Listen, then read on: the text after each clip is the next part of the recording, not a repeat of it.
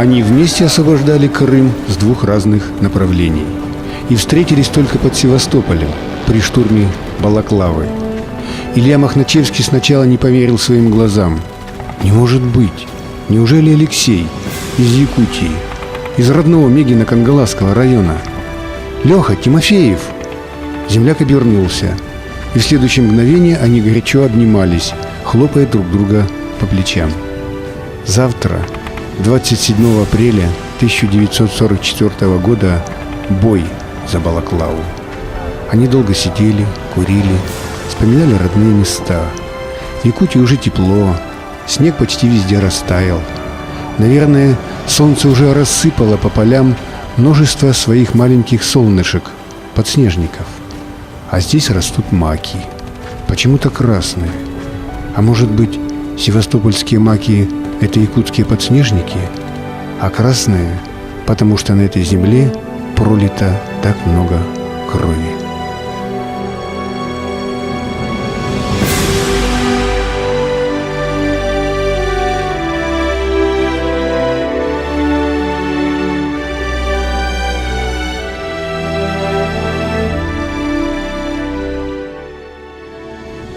Казалось бы, что может связывать наш суровый Северный Якутск с далеким Южным Севастополем? Вроде бы ничего, а на самом деле многое из глубины веков. Это якутский полк, бесстрашно воевавший в первую оборону города в Крымской войне 1854-55 годов. Это и улица Якутская, названная в его честь более 100 лет назад, и подводная лодка «Алроса», которая служит России на Черном море благодаря шефству нашей республики. А главное братство на крови, участие якутян в битве за город русской славы в Великой Отечественной войне.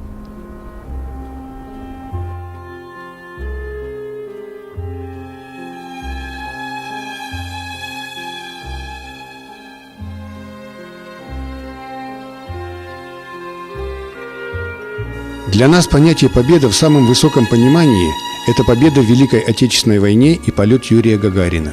А целое поколение россиян на самом деле не были непосредственными свидетелями этих событий и не знают живого ощущения Великой Победы. И возвращение Крыма и Севастополя на родину в какой-то мере дало нам понять, что чувствовали наши прадеды, деды, отцы, матери. Вот бы побывать в колыбели русской славы и все увидеть своими глазами, на себе прочувствовать эту мощь российского патриотизма, пришедшего к нам из глубины веков. Так возникла идея поехать в Севастополь и снять документальный фильм о людях, их доблести, мужестве, храбрости, и открыть сначала для себя, а потом и для якутян этот легендарный город. Ведь настоящий патриотизм – это хранить память о тех, благодаря которым мы сегодня живем. И не просто хранить, а передавать эту память из поколения в поколение. И тогда наша страна будет непобедимой. Именно патриотизм является тем стержнем, на котором держится свобода. Без патриотизма страна рассыпется, как спички из открытого коробка. Ее разорвут, растащат на части, как шакалы мертвое тело. В прошлом году официальная делегация Якутска ездила в Севастополь, и две столицы стали городами-побратимами. И в нашем городе одной из улиц было присвоено имя Севастопольская. Такой договор был заключен. Конечно, договор не только о дружбе, скажем так, не только о том, чтобы мы каким-то образом исторические наши отношения берегли, хотя, конечно, и это тоже очень важно, и мы в рамках этого соглашения восстанавливать будем и могилы наших воинов на кладбищах Севастополя, как и Великой Отечественной войны, так и Крымской войны. Будут обустраиваться сквер на улице Якутской. Здесь у нас тоже достаточно хорошие такие уже планы есть. Так? Вот у нас улица Севастопольская появилась. Я надеюсь, что в скором времени там появятся хорошие объекты, такие как наша городская больница номер 2.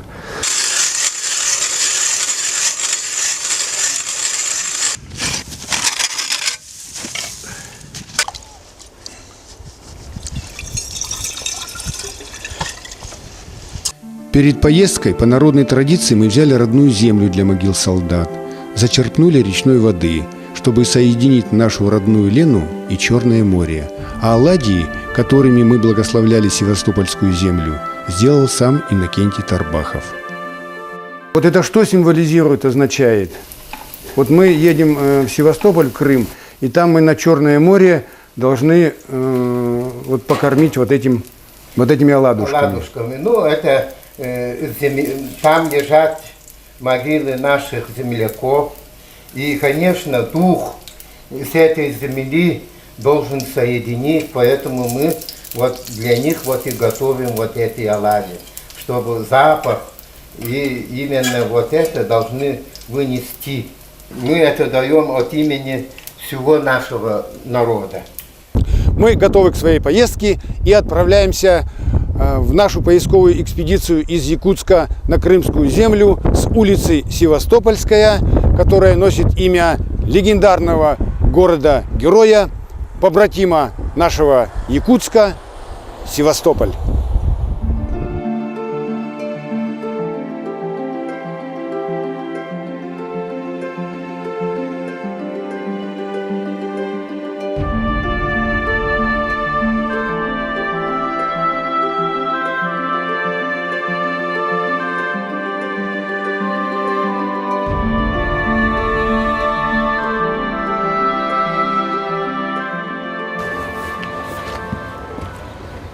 Ну вот мы и приехали в город-герой Севастополь на улицу Якутская, которая носит имя легендарного 42-го Якутского пехотного полка, оборонявшего Севастополь в годы Крымской войны.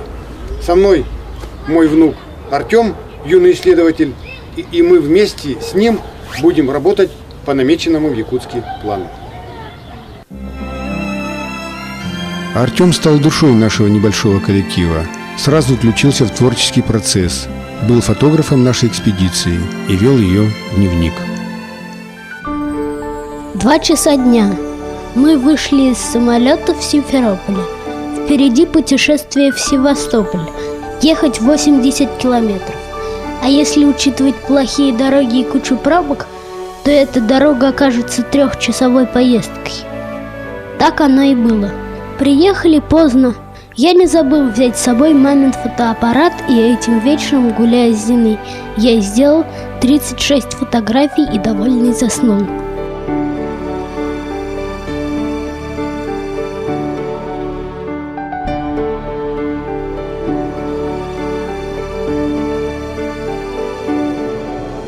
Севастополь – портовый военный город с множеством бухт и заливов. Город на холмах. Основанный в V веке до нашей эры, в 1783 году был присоединен к Российской империи. В мире нет еще одного такого города, который бы дважды за столетие пережил 2 обороны с полным разрушением. И поэтому многие памятники, а в городе их более 2000, связаны с военными событиями. Да и не только памятники. Практически каждая пядь земли пропитана кровью ее защитников. Отсюда и патриотизм, который везде – на улицах, площадях, в домах и даже в воздухе, сладком воздухе мира, любви и покоя. В этом настроении мы и выполнили наш якутский ритуал.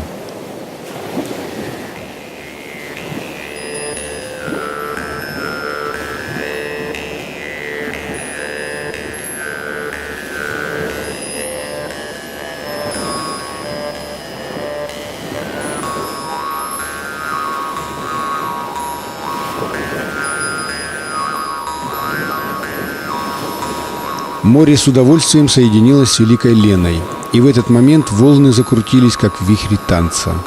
В это мгновение мы почувствовали себя маленькой живой частичкой нашей огромной России, ее народа, и гордились этим. Мы поехали на море и кормили землю оладушками. В честь Крымской войны, где участвовал 42-й Якутский пехотный полк. Церемония продолжалась 30 минут, и я за это время успел съесть 9 оладушков. В Севастополе мы встретились с губернатором Сергеем Миняйло. Передали ему поздравления от мэра Якутска Асена Николаева с годовщиной возвращения города-героя на родину. В словах и поведении Сергея Ивановича, бывшего адмирала флота, чувствовалась гордость за это историческое событие, а главное – уверенность в том, что это навсегда. год назад Севастополь, Крым, Россия звучало на всех митингах. Вот. 18 марта этого года на Васильевском спуске, когда выступал президент Российской Федерации, тоже звучало Севастополь, Крым, Россия. Но это дата возвращения, да, домой. А вообще у нас есть большая наша любимая, мощная, красивая Родина Россия. Вот. И в состав нее входят такие красивые субъекты, там, места, как в том числе как вот Севастополь, Крым, Якутия, Кавказ, вот, Байкал, Дальний Восток. Вот, везде необъятная Родина, вот, которую мы любим и которой гордимся. И мы всегда готовы встретить у нас, на нашей севастопольской земле, вот, всех наших друзей из других регионов. Наш 42-й Якутский пехотный полк был сформирован более 200 лет назад, в 1806 году. Принимал активное участие в Отечественной войне 1812 года и дошел до Парижа. В первые дни Крымской войны полк принял участие в знаменитом Инкерманском сражении. Это они, герои тех далеких дней, стоявшие насмерть, не отдали российскую морскую колыбель врагу. Артем, вот смотри, мы с тобой сейчас находимся в том месте, где держал оборону Якутский полк. И вот этот вот железобетонный бруствер, который идет сверху туда вниз, это не бруствер, не бордюр, это памятник. Ты можешь себе представить, что это памятник? Да, мы привыкли, что памятники в другом варианте. И вот по этому месту идет именно линия обороны. А вот на конкретном месте, где мы находимся, здесь стоял Якутский пехотный полк. Другие полки стояли дальше. Вот внизу мы проходили, видели, там Селенгинский полк, дальше Камчатский полк и другие полки. В ожесточенных сражениях полк, защищая бастионы Севастополя, потерял 1887 человек убитыми и ранеными. И за этот подвиг все 3 батальона полка были награждены георгиевскими знаменами с надписью «За Севастополь». Все это подробно изображено на знаменитой панораме Франца Рубо «Оборона Севастополя». Дальше мы были на панораме. Это огромный холст, растянутый по огромному кругу. И они восхищались. А я фотографировал. Но все-таки я тоже восхищался героизмом войск, а в первую очередь героизмом художника, который нарисовал холст длиной 60 метров приблизительно и шириною 14,5 метров. На северной стороне Севастополя стоит знаменитый Свято-Никольский храм. На братском кладбище храма находится захоронение солдат и офицеров Якутского полка. 10 лет назад якутяне первыми восстановили памятные надгробия земляков, а внутри храма на доске из черного мрамора высечены имена офицеров полка, погибших в Крымскую войну. Более 100 лет назад благодарные жители города назвали одну из улиц Севастополя Якутской в честь бесстрашного полка.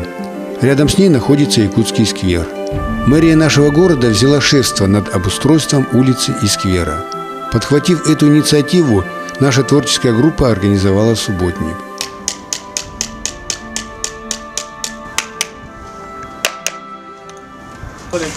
Да? Конечно, Да, промазал. чуть правее. Изготовили и прикрепили адресные таблички к домам на улице Якутская. Убрали мусор, побелили деревья, высадили саженцы сирени, липы и каштана. С нами трудились жители улицы, учащиеся и учителя школы номер 16 имени Героя Советского Союза Василия Ревякина. Сделали первый шаг к облагораживанию, на сегодняшний день запущенного относительно сквера. И надеемся, что в будущем он станет красивым, цветущим, будет гордостью не только Нахимовского района, но и всего города Севастополя. И севастопольцы будут с большим удовольствием отдыхать здесь душой. Спустя 3 часа мы оказались на улице Якутской и занимались делом. Мы прибивали табличку к домам. Когда прибивали последнюю табличку, из дома выскочила баба Шура, владельница дома, и крикнула: «Хватит, дом развалится!» Мы ее успокоили и сказали, что мастера своего дела. Мы были ужасно довольны своей работой. 96 сынов земли якутской сделали здесь свой последний вдох. Нам нужно было найти могилы якутских солдат. И помогли в этом руководители объединения поисковых отрядов «Долг» Марина Гавриленко и Александр Запорожко. Они радушно приняли нас у себя дома, и мы вместе искали места захоронения наших земляков, сопоставляя привезенный список с объединенной базой данных, книгами памяти и другими источниками. Мы слушали взволнованный рассказ Александра, как они занимаются этим благородным и нелегким делом много лет, как раскапывают места кровопролитных боев до сих пор, как проваливается при раскопках рука, и порой не понять, чего в траншеях больше – человеческих костей или сырой земли. Поисковики мечтают, чтобы все, безвестно канувшие, обрели свои имена и вечный покой. Хочется верить, что их мечты сбудутся. Вот только со временем неумолимо черствеют человеческие души, и к местам былых боев все ближе и ближе подступают дачные постройки. Как тогда, в 41-м. Но это уже другой бой. Бой с совестью потомков. Ну, просто вот есть такое поверхностное понятие патриотизма. Где-то покричать, помахать флагами, там, я за это, я за то. А есть настоящие патриоты, которые всю свою жизнь посвятили какой-то теме, связанной с Отечеством, связанной с его людьми, с его историческими деятелями, событиями, в том числе и с Великой Отечественной войной. Все-таки согласитесь, что Великая Отечественная война и до наших дней – это наиболее яркие страницы действительно патриотического духа русского человека, советского человека. Артем, вот видишь, вдали населенный пункт. Это один из районов Севастополя – Балаклава. А вот на месте этих виноградников шли ожесточенные бои, и после освобождения Балаклавы наши войска пошли на штурм Сапун-горы. Там Сапун-гора, а за ней Севастополь. И мы сейчас едем в Балаклаву. Там 27 апреля 1944 года погиб рядовой отдельной Приморской армии наш земляк Алексей Николаевич Тимофеев. Там он захоронен в братской могиле. Это Марина и Александр помогли нам установить, что наш земляк из Мегино-Кангаласского района захоронен в братской могиле возле школы на восточной окраине Балаклавы. Даже место и ряд указали. А когда мы поехали туда, обнаружили только бетонные основания. Металлические плиты с высеченными именами героев кто-то снял и отдал на переплавку. И как можно назвать людьми тех, кто посягнул на святое, посмел отправить эту святую память в огонь? Мы все были поражены. Даже Артем не понимал, как можно было так поступить. Дальше, после обеда, мы поехали в Балаклаву, город возле Севастополя, на братскую могилу, и искать воина якутянина. Но нехорошие люди украли плиту, на которой было написано его имя. На следующий день в срочном порядке мы заказали и установили памятную плиту нашему воину. Как положено, поставили фронтовые 100 грамм и угостили героя якутскими оладьями. А родную землю рассыпали по братскому кладбищу с благодарностью всем, кто не дожил до победы. И здесь Артем поразил нас. Он сыграл на флейте известную мелодию нашего легендарного Валерия Ноева.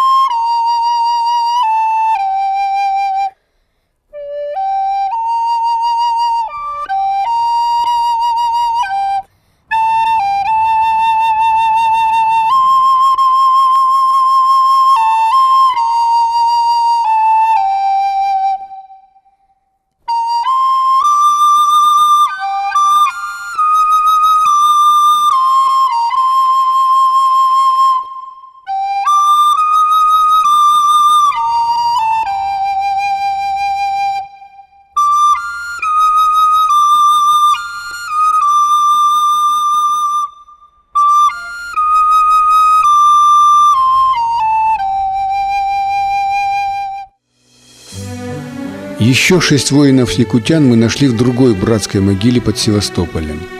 Мы договорились с Мариной и Александром, что они попытаются отыскать места захоронения всех якутских героев по нашему списку. Тогда у родных и близких из Якутии появится надежда поклониться им на крымской земле. И, может быть, когда-нибудь в Севастополе гордо вознесется к небу якутский мемориал, на котором будут высечены имена всех, кто не вернулся домой. Воодушевленный совместным исследованием, Артем неожиданно высказал идею породнить Черное море с Великой Леной, но теперь уже Черноморской водой, и мы набрали эту воду на легендарной Графской пристани Севастополя. Наши красные гвоздики, медленно покачиваясь, уходят в море, словно маленькие маячки, которые напоминают всем о погибших здесь солдатах и матросах, и наполняются глаза слезами, а сердце гордостью за всех героев, и погибших, и живых, за родную Якутию, за многострадальную Россию и за героический город русской славы Севастополь, который мы больше никогда и никому не отдадим. Ну вот, Артем, и закончилась наша с тобой поисковая экспедиция. Ты доволен результатами? Да, мы очень много сделали. Но только жаль расставаться с таким легендарным городом. Ну ничего, не расстраивайся. Мы сюда еще вернемся. Еще в Севастополе нас не покидала одна мысль. Но неужели во всей Якутии не осталось живых хотя бы одного героя-севастопольца? И после долгих поисков мы нашли его, Илью Аполлоновича Махначевского, в поселке Балыктах Мегино-Кангаласского района. Ему 91 год, но выглядит по-боевому. Он штурмовал Сапун-гору и участвовал в уличных боях в Севастополе. Воевавший в составе 4-го Украинского фронта, после Севастополя прошел с боями Болгарию, Румынию, Австрию. Стрелок-пехотинец Илья Махначевский получил 3 тяжелых ранения, но остался жив. В том же районе, в маленьком поселке Петровка, мы разыскали родных Алексея Тимофеева, могилу которого нашли в Балаклаве. Его племянники, Матрена, Александр и Владимир, встретили нас очень искренне и трогательно. Мы держали в руках довоенные фотографии Алексея, потрепанные временем письма и похоронку. К сожалению, никому из родных не удалось побывать на его могиле в Севастополе, а теперь они знают, что у их дяди Алексея Николаевича Тимофеева есть свое вечное место на земле, за которую он отдал жизнь. Раскручивая в Севастополе ленту памяти, мы узнали намного больше, чем ожидали. Именно там мы впитали в себя истинную суть, возможно, для кого-то банального или даже потерявшего смысл слова «патриотизм». А еще мы внесли свой маленький вклад в то доброе начинание, которое, надеемся, станет великой дружбой 2 городов, разделенных тысячами километров и расположенных на разных полюсах нашей, теперь уже общей, Родины. Бой за Балаклаву был страшным. Фашисты сильно сопротивлялись, но отступили. Короткая передышка.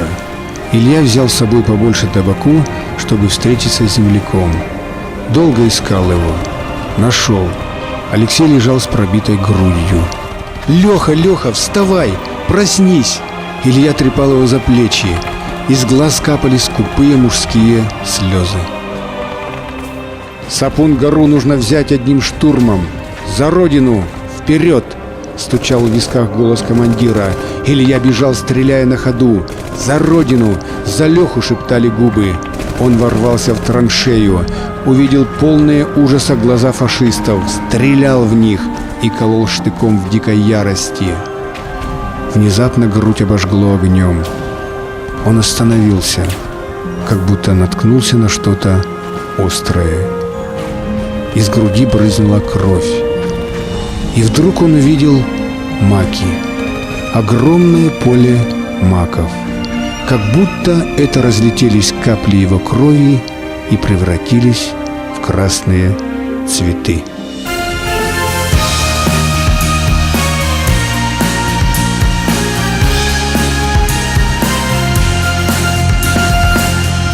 Вам расскажет некрополь вечной памятью братских могил, как рыдал Севастополь и героев своих хоронил.